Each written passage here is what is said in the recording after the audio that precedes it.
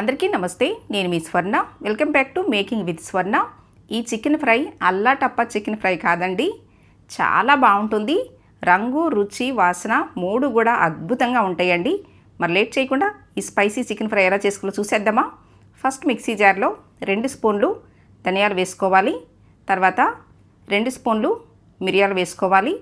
అలాగే 1 స్పూను జీలకర్ర, తర్వాత 2 ఇంచులు మసాలా చెక్క, అలాగే 4 యాలకులు, ఇప్పుడు 3-4 లవంగాలు వేసుకోవాలి. లవంగాలు కాస్త తగ్గించి వేసుకోండి. ఇప్పుడు ఇందులో 1 స్పూను కసూరి మేతి వేసుకోవాలి. తర్వాత 3 స్పూన్లు కాశ్మీరీ రెడ్ చిల్లీ పౌడర్ వేసుకోవాలండి. ఇదంతా స్పైసీ ఉండదు.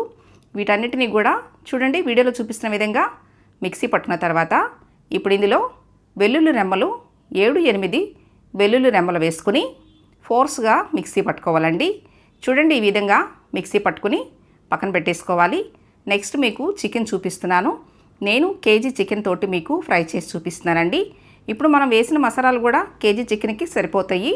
ఇప్పుడు కొద్దిగా పసుపు వేసిన తర్వాత మీ టేస్ట్కి తగ్గట్టుగా సాల్ట్ వేసుకోండి. నేనైతే 2 స్పూన్లు సాల్ట్ వేసాను.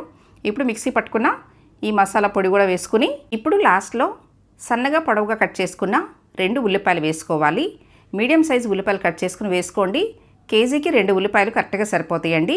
ఉల్లిపాయలు వేసిన తర్వాత అన్నీ కూడా కలిసేలాగా కలుపుకోవాలి. చూడండి ఈ విధంగా చికెన్ ముక్కలకి ప్రతిదీ కూడా కలిసేలా కలుపుకొని మూత పెట్టేసి 30 నిమిషాలు పక్కన పెట్టుకోవాలండి. ఇలా మ్యారినేట్ చేయటం వల్ల మనకి ఆ ఫ్లేవర్స్ అన్నీ కూడా చికెన్కి పడతాయి అన్నమాట.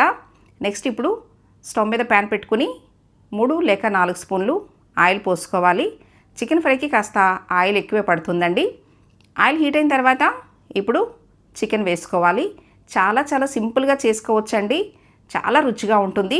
చికెన్ వేసిన తర్వాత ఇప్పుడు 3 రెమ్మల కరివేపాకు వేసుకోవాలి.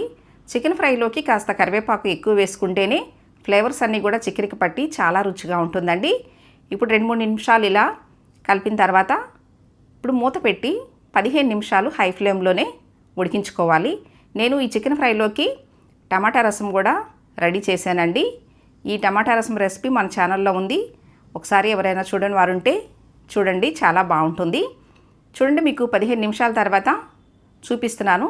ఇలా చికెన్లో నుంచి వాటర్ వచ్చినాయి కదా. ఇప్పుడు మూత వేయకుండానే ఫ్రై చేసుకోవాలి. మూత వేసామనుకోండి ముక్క అనేది మెత్తబడిపోయి అలాగే కొంచెం ఇంకా వాటర్ కూడా ఎక్కువ వస్తాయి. 15 నిమిషాల తర్వాత అస్సలు మూత వేయకుండానే ఇలా ఇంకొక 15 నిమిషాలు ఇలా ఫ్రై చేసుకోవాలండి. చూడండి ఇలా ఆయిల్ సపరేట్ అయింది కదా.